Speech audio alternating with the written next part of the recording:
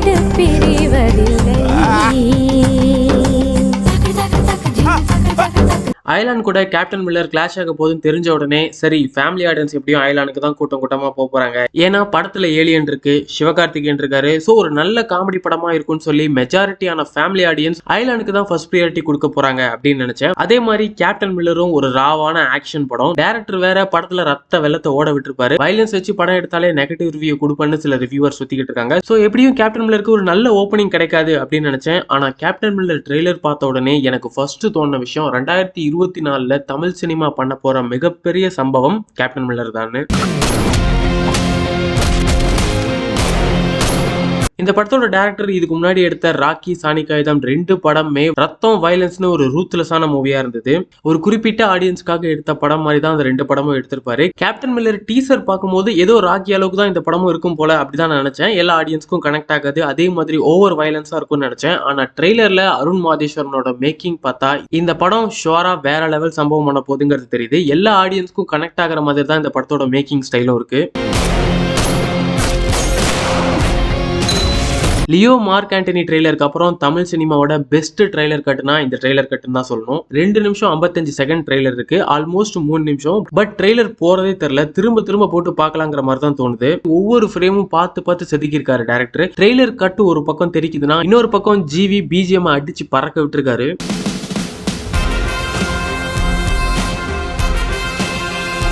2002 release ஆன துள்ளுவத இளமை படத்துல தனுஷோட இந்த யூனிஃபார்ம் லுக்கை பார்த்து அந்த கலாய்ச்சாங்க. அவங்களுக்கு எல்லாம் பதிலடி கொடுக்குற மாதிரி 22 வருஷத்துக்கு அப்புறம் அதே யூனிஃபார்மை போட்டு இப்ப பேசுங்கடா அப்படின்னு மிரட்டி இருக்காரு Dhanush.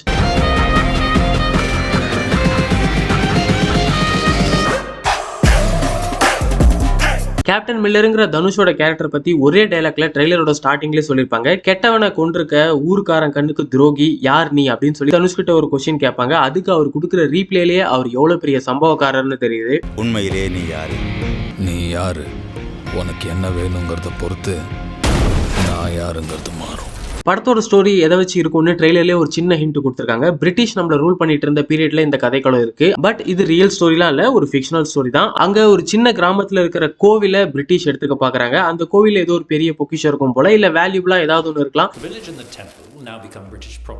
Mining will soon begin and we will find out exactly what lies beneath. So அந்த கோவிலையே ஆட்டை போட பாக்குறானுங்க பிரிட்டிஷ். அதை தடுக்க தனுஷ் ஊர் மக்களோட சேர்ந்து போராட போறாரு அப்படிங்கிறது தான் கதைங்கிற மாதிரி ட்ரெய்லர்ல காமிச்சிருக்காங்க. போராட போறாருன்னு சொல்றதை விட எல்லாத்தையும் போட்டு பொளக்க போறாருன்னு தான் சொல்லணும்.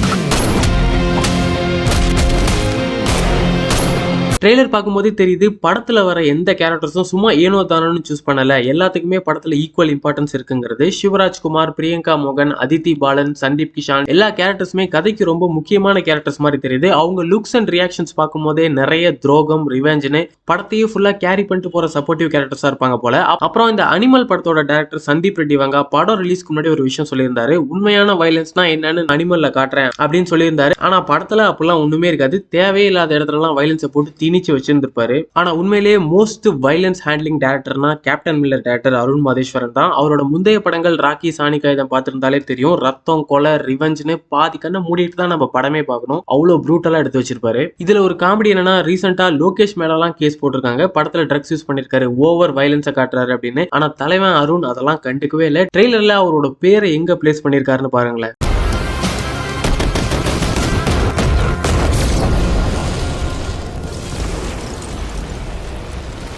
இந்த ஷாட்ல அவரோட நேம போட்டிருக்காருன்னா அவரோட சினிமா இப்படிதான் இருக்க போகுது அப்படின்னு சொல்லி எல்லாத்துக்கும் கன்வே பண்றாரு. ஒரு கதைக்கு வயலன்ஸ் தேவைனா அதை வைக்கிறதுல தப்பே இல்லை. இது பிரிட்டிஷ் பீரியட்ல நடக்கிற கதைங்கிறதால பிரிட்டிஷ் இந்தியா மக்களுக்கு பண்ண கொடுமைகள் எல்லாம் படத்துல காமிச்சுதான் ஆகணும். சொல்ல போனா இந்தியன்ஸ்க்கு பிரிட்டிஷ் பண்ணதுல ஒரு 10% கூட இது வரைக்கும் எந்த படத்துலயுமே காட்டல. அப்படி காமிச்சா ஒரு படத்துக்கு 10 A சர்டிபிகேட் கொடுத்து ஆடியன்ஸை தியேட்டருக்கு வரவே விடாம பண்ணிடுவாங்க. ரீசெண்டா கூட டேரக்டர்ஸ் ரவுண்ட் டேபிள் ஒன்று நடந்துச்சு. அதுல மாரி செல்வராஜ் ஒரு விஷயம் சொல்லியிருப்பாரு. கர்ணன் படம் ஒரு ரியல் இன்சிடென்ட்டை பேஸ் பண்ணி தான் எடுத்திருப்பாரு. உண்மையிலேயே போலீஸால அந்த ஊர் மக்கள் அவ்வளவு பாதிக்கப்பட்டிருப்பாங்க.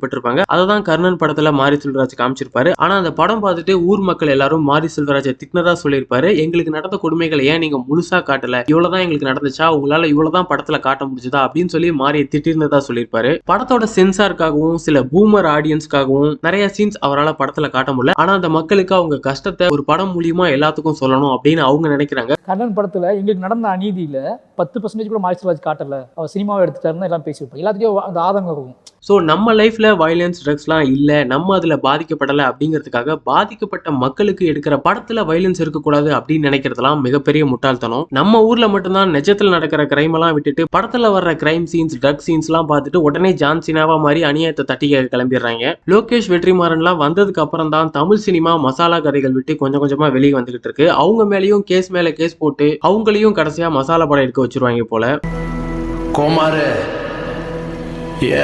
இந்த ட்ரெய்லர்ல வர நிறைய ஷாட்ஸ் பார்க்கும்போது இந்த சீன் தியேட்டர்ல எப்படி இருக்குமோ அப்படின்னு சொல்லி ஒரு பிரமிப்பை நமக்கு கொடுக்குது. அதுல நான் ரொம்ப எக்ஸ்பெக்ட் பண்ற சீன் இந்த சீன் தான். ஒரு ரூம்ல நிறைய பேத்த விட்டு விண்டோல கன்னை விட்டு எல்லாத்தையும் சுட்டு தள்ளிக்கிட்டு இருக்காரு. இந்த சீன் பார்த்தா வெறும் ஆக்ஷன் சீன் மாதிரி தெரியல. இவர் இவ்வளவு வெறித்தனமா சொல்றதை பார்த்தா இதுக்கு முன்னாடி அவனுங்க ஏதோ இந்த மக்களை பயங்கரமா டார்ச்சர் பண்ணிருப்பாங்க போல. அந்த எமோஷனை தான் தனுஷ் எல்லாத்தையும் சரமாரியா சுட்டுக்கிட்டு இருக்காரு. இந்த ட்ரெய்லர்ல எனக்கு ரொம்ப பிடிச்ச ஷாட்னா இதுதான். உங்களுக்கு எந்த ஷாட் பிடிச்சிருக்கு அப்படிங்கறதையும் கமெண்ட்ல சொல்லுங்க. அப்புறம் ட்ரெய்லர் ரெண்டுல ஒரு ட்விஸ்டோட முடிச்சிருப்பாங்க. பசியோட சுத்திட்டு இருக்கிற ஒரு சிங்கத்துக்கு ஒரு இறை கிடைக்குது.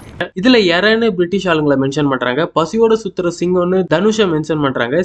அதை எப்படியாவது தூக்கிட்டு போயிடலாம் ஒரு கழுத புலி கூட்டமே அலையுது. சிங்கத்துக்கு இறை கிடைக்குது, கழுத புலி கூட்டம் அதை திருட பாக்குது. ஆனா அதை ஒரு ஓனாய் திருடிட்டு போனா என்ன ஆகும் அப்படின்னு சொல்லி படத்தோட ரிலீஸ் டேட்டை போட்டிருக்காங்க. அந்த இறைய ஓனாய் தூக்கிட்டு போனா என்ன ஆகும்? ஸோ சிங்கம் தனுஷ், எறாங்கிறது பிரிட்டிஷ் பீப்புள். அப்போ கழுத புலி யாரு, அந்த திருடிட்டு போன ஓனா யாரு அப்படிங்கறதெல்லாம் ஜனவரி 12 தியேட்டர் வந்து தெரிஞ்சுக்கோங்க அப்படின்னு சொல்லி ட்ரெய்லரை முடிச்சிருக்காரு. ஸோ மேபி ஏதாவது ஒரு சைலண்டான கேமியோவை வச்சிருப்பாங்கன்னு நினைக்கிறேன். மேபி ட்ரெய்லர்ல காமிச்ச வேற ஏதாவது கேரக்டர்ஸ் கூட அந்த ஓனாயா இருக்க சான்ஸ் இருக்கு. ஸோ வெயிட் பண்ணி பார்ப்போம். இந்த படத்தோட மிகப்பெரிய பிளஸ் டெக்னிக்கலா ரொம்பவே ஸ்ட்ராங்கா இருக்கு. படத்தோட விஷுவல்ஸ், ஜிவி பிரகாஷோட பிஜிஎம், படத்தோட கேஸ்ட், அவங்களோட லுக் அண்ட் மேக்கப், யூஸ் பண்ணிருக்க வெப்பன்ஸ், எலிவேஷன் சீன்ஸ்னு ஒரு சின்ன வில்லேஜ்ல நடக்கிற படத்தை ஹாலிவுட் ஸ்டைல்ல மேக் பண்ணிருக்காரு director Arun Matheswaran. So captain Miller ஒரு நார்மல் பிலிமா இருக்காது, கண்டிப்பா ஒரு மிகப்பெரிய சம்பவமான போது மத்த ஆக்டர்ஸ் விட தனுஷ்க்கு கொஞ்சம் பேன் இந்தியா ஃபுல்லாவே நல்ல மார்க்கெட் இருக்குன்னு சொல்லணும். 2-3 ஹிந்தி படங்கள் நடிச்சு நார்த் இந்தியா ஃபுல்லா ஃபேமஸா இருக்காரு. மாரி விஐபிக்கு அப்புறம் தெலுங்குலயுமே அவருக்கு ஒரு நல்ல ஃபேன் பேஸ் இருக்கு. மலையாளம்ல காதல் கொண்டேல இருந்து அவர் படத்துக்கு ஒரு சப்போர்ட் இருந்துகிட்டே இருக்கு. கன்னட சூப்பர் ஸ்டார் சிவராஜ்குமார் இருக்கிறதால அங்கேயுமே ஒரு நல்ல ஓப்பனிங் இருக்கும். சோ படம் கிளிக் ஆச்சுன்னா தனுஷோட கெரியர் ஹையஸ்ட் கலெக்ஷன் படமா கேப்டன் மில்லர் இருக்கும். சோ என்னோட ப்ரெடிக்ஷன் என்னன்னா மினிமம் ஒரு 300 to 400 கோடி இந்த படம் கலெக்ஷன் அடிக்கும்னு நினைக்கிறேன்.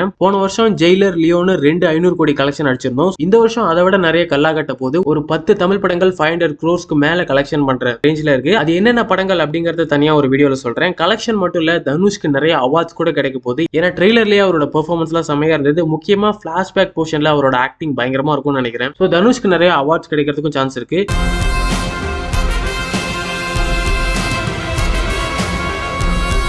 ஸோ சிம்பிளா கேப்டன் மில்லர் ட்ரெய்லர் எப்படி இருக்குன்னா நான் எதிர்பார்க்கல.